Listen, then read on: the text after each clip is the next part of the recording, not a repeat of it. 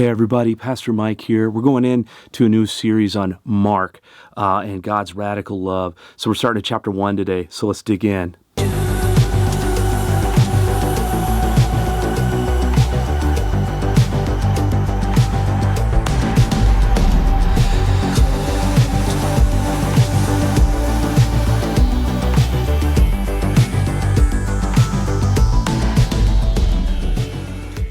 Okay, so the first chapter of Mark advances in like an avalanche. And Mark jumps right in to the story where Jesus is being baptized.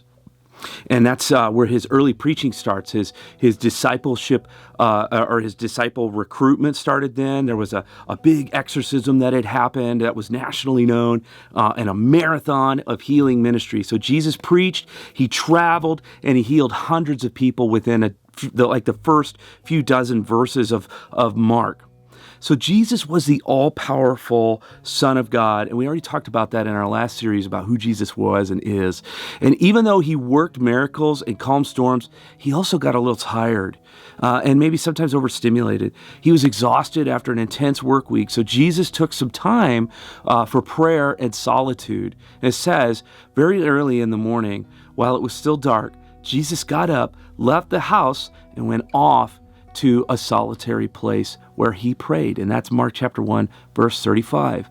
And I think maybe we should mirror this practice in our own lives. Jesus got up before the sun, then immediately retreated to a quiet place. While sitting alone, he prayed and he meditated before starting his day.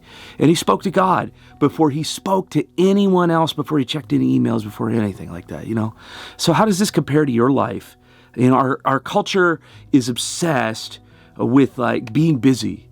And we wear I've been so busy like a badge of honor. And we hustle hard, we move fast and say yes to everything. And that's what success looks like, right? I don't think so. Success often starts in solitude. And so what I would encourage you is to press pause on your own life every day. Even Jesus needed some quiet time. The same is true for you. Intentionally cultivate time to reset and rest with God. So here's the deal with me. I use my smartphone as an alarm clock. So it's sitting right by my bed.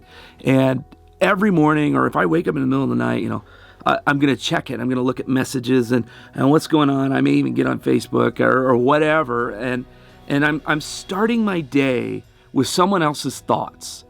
I'm starting my day with someone else's thoughts when I do that. So I want to encourage you, again, press pause on everything else around you and take time for God. Let him also help you cultivate an intentional time of rest and reset. Do that. Do that with God. Spend time with him. That's our vertical worship. And he's only going to make us grow with him.